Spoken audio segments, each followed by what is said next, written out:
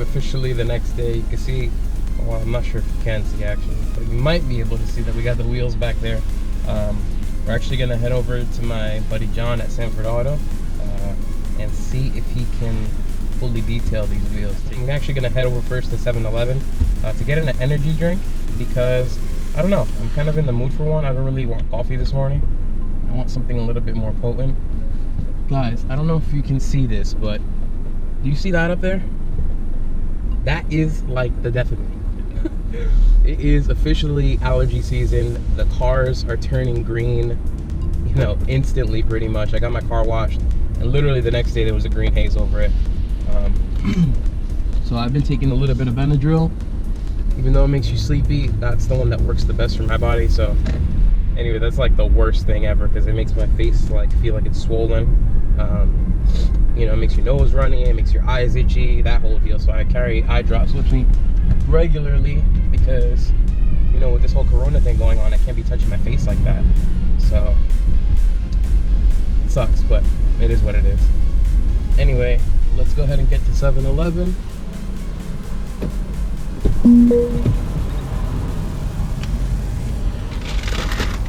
Alright, so we got a whole bag full. Real quick, just to show you, I'm gonna choose one. Choose this one. So we got, I think it's called Lemon Heads by Rain. Then I got cotton candy, Monster. This is their ultra black version. And then another Monster, blue version. Anyway, take your gloves off. You grab by the edge, pull forward, boom, same deal. Pull forward, boom, and then don't throw these on the floor. I see so many of these on the floor, and that's like defeats the whole purpose. Throw this in the trash. So give me 1 sec.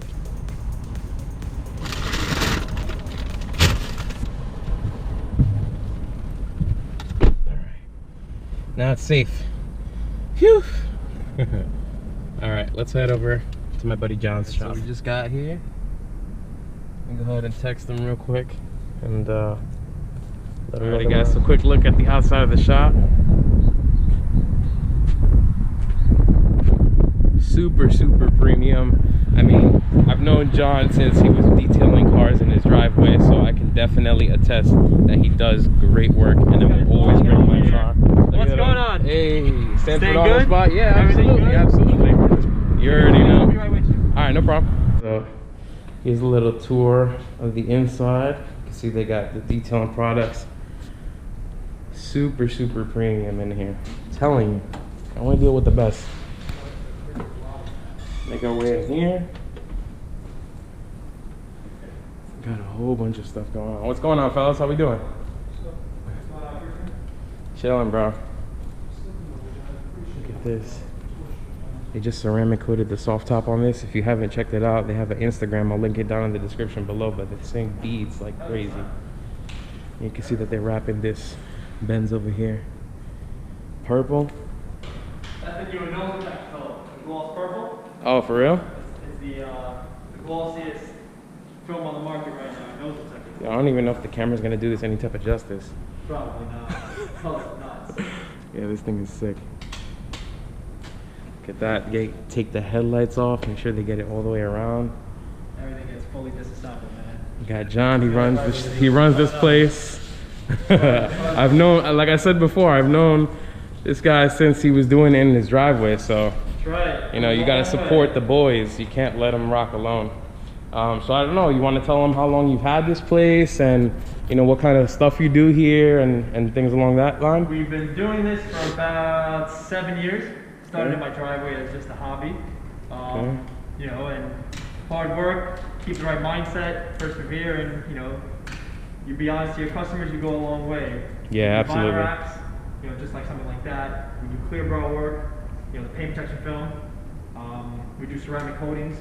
These two bad boys are getting corrected and coated. Window tints, you know, anything car related, we pretty much take care of over here. Awesome.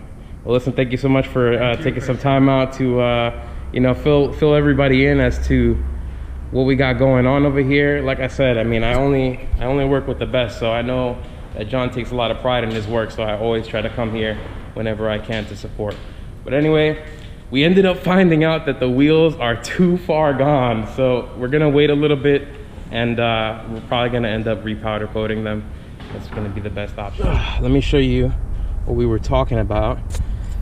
So if the camera can pick this up, you can kind of see that the wheels have like this white haze over it. Here's a better example.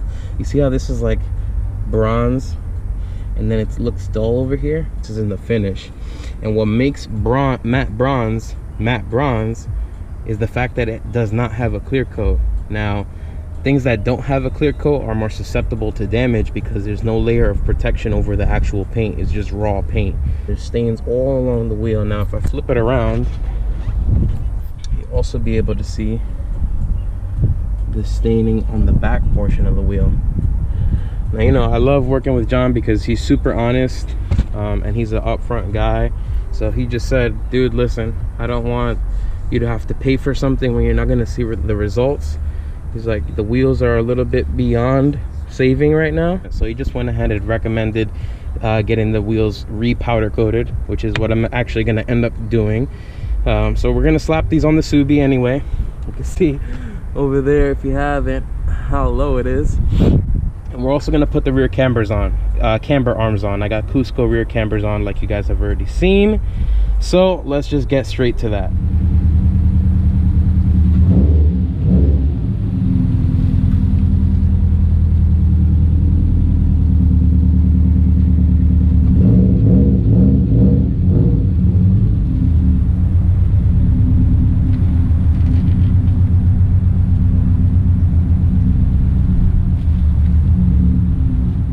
Want to go ahead and jack the car up underneath.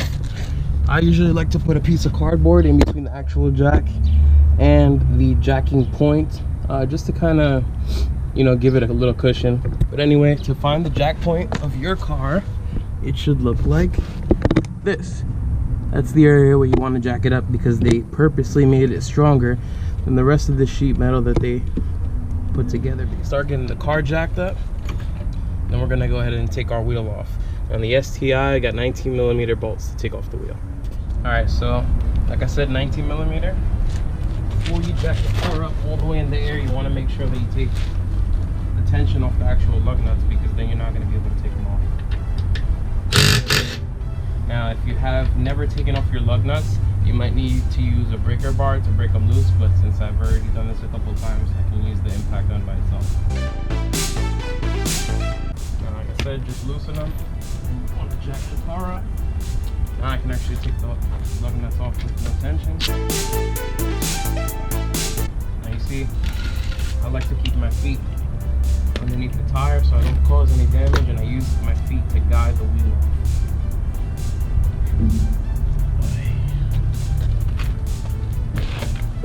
Pass that to Pops. Alright, so come here. Check this out. So in order to take off the lower control arm, there's a couple bolts. As you can see, the lower control arm is out. You got two 17mm, so you're gonna need a 17mm wrench, then also a 17mm socket, so you can take these out. Then this one in here that holds the sway bar end link on, this is a 14mm. Now over here, this little hole that you see right here, there's a bracket that holds right there. That is a 10mm, and then another 17mm. So basically 17mm, 14mm, and 10mm are what you're gonna need in order to take your lower control arm off. So now you just basically do that in reverse to go ahead and put on whichever camber arms or rear lower control arms you got. In this case, you can see that I chose to go with Cusco. All right, so let's get these on. Guys, so just to show you a quick before and after of what it looks like with the actual Cusco arms on. You can see we got all the bolts on. Right, I guess one thing that's worth mentioning is that right here, see this little piece right here? These are eccentric bolts. So basically what this means, since we're adding more camber to the rear, we're effectively pushing the actual strut outward. Now when you push it outward, it reduces the effective dampening of the actual hydraulic system inside the strut. So what you want to do to compensate for that, to get the same dampening as before, is you want to push the coilover back in. Even though we're adding camber and pushing the bottom half out, you want to keep the coilover as parallel as possible so you can get as much stroke as you can.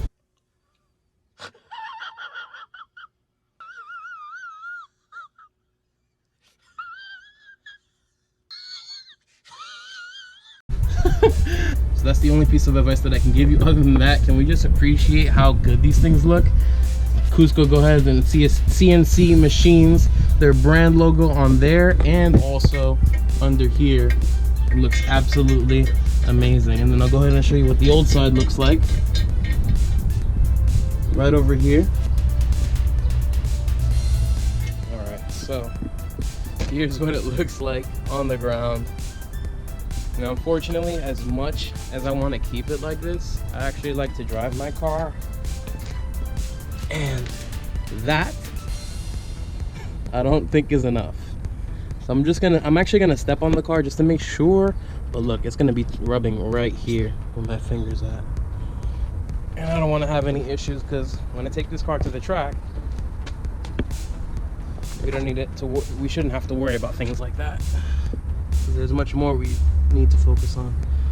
That's still a little before and after. So stock wheel, not stock wheel. Those Z40s look sick with the lime green calipers. All right, guys. So these are the BC Racing DS series coilovers, but this is pretty much the same concept with any coilover. You have the bottom lock nut that prevents any travel, and then you have these two lock nuts that allow you to adjust the preload. So of course, one you spin off so that this doesn't move, and then this one actually raises and lowers to go ahead and adjust your preload.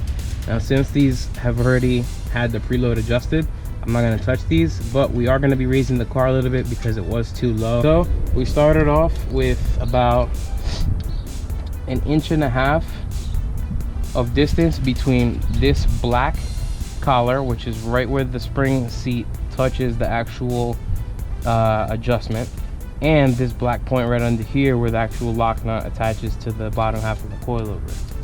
So we're just gonna raise it a touch more. Once you loosen this up, it's literally this easy. Sometimes it's not when you first do it, so you can just take one of your spanner wrenches, and on the bottom one you can adjust it, you know, in either direction pretty much.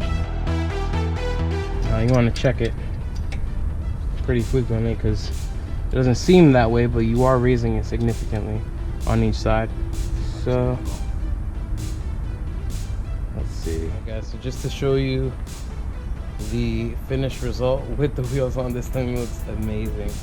Now listen, I'll be honest with you, whenever you're installing any kind of arms, whether they're rear lower control arms, trailing arms, you know, tie rod ends, freaking sway bar end links, anything like that, I always recommend that you go immediately to a shop so that this way you can get an alignment and just have them go over everything and make sure that it looks copacetic. Because I took the car out for a little bit, you know, of a spin around the block, and since obviously we changed the rear lower control arms, the alignment feels way off. Like, it's super sketchy. I didn't even bother going past 15 miles an hour, you know. So if you can get anything out of it, hopefully, you know, you learned that just take it to an alignment shop. It's better to be safe than sorry. Obviously, you know, when you're driving, you don't want to lose control and potentially hurt yourself or hurt anyone else. Now, thanks so much for sticking around this long. I do appreciate it. Unfortunately, we weren't able to clean the wheels like I showed you a little bit earlier, but you know, everything happens for a reason. Remember that. Don't forget it. So yeah, I'll go ahead and catch you guys on the next one. Peace out and never stop growing.